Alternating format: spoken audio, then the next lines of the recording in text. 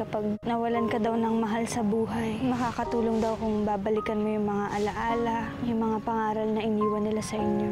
Nay, paano ko kayo aalalahanin? Isang anak na nangungulila. Pwede ba? Huwag yun ako isa-set up kung kani-kanino. Maybe I'm destined to be alone. Isang pusong ayaw nang magmahal. Bitawan niyo ako! Okay ka lang? Salamat. Iisang tadhana ang maglalapit sa kanila. Tara na, salubungin na natin si Sir. Siya yung nagligtas sa akin nung muntik na ako mapahamak. Anak pala yun ng amo natin. Tadhana yan. Kadestiny mo si Mr. S. Mr. S for sungit. Now get out. Sige po, Mr. S.